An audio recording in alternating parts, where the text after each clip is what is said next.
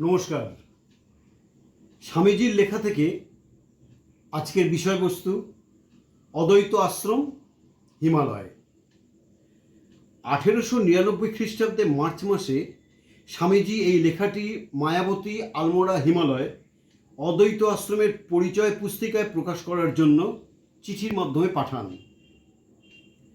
যার মধ্যে এই ব্রহ্মাণ্ড আছে তিনিই আবার এই ব্রহ্মাণ্ডে অবস্থান করছেন, আবার তিনি নিজেই ব্রহ্মাণ্ড। যার মধ্যে আত্মা বিরাজ করছেন তিনিই আবার এই আত্মার মধ্যে অবস্থান করছেন, আবার তিনি এই মানুষের আত্মা। কাজেই তাকে অর্থাৎ এই ব্রহ্মাণ্ডকে আত্মাস্বরূপ বা নিজের মতো মনে করতে পারলে আমাদের সমস্ত ভয় এবং দুঃখ দূর হয়, আমরা মুক্তি লাভ করি। যেখানে প্রেম থাকে অথবা ব্যক্তিগত বা সমষ্টিগত সুখ এবং স্বাচ্ছন্দ্যের উন্নতি দেখা যায়, সেখানেই তিনি অবস্থান করছেন। তিনি সমস্ত প্রাণীর সমষ্টির রূপ, সর্বপ্রাণীর একত্ব। তিনি শাশ্বত সত্য। তিনি প্রত্যক্ষ অনুভূতি ও কার্যকারিতার মধ্য দিয়ে প্রকাশিত। পরাধীনতাই দুঃখ, স্বাধীনতাই সুখ।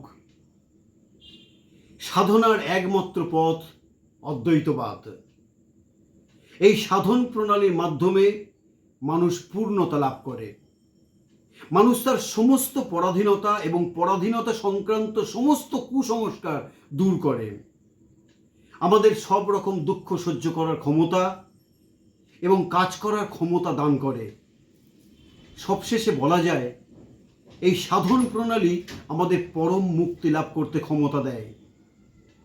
দ্বৈতভাবের দুর্বলতা থেকে মুক্ত হয়ে এতদিন এই মহান সত্য প্রচার করা সম্ভব হয়নি।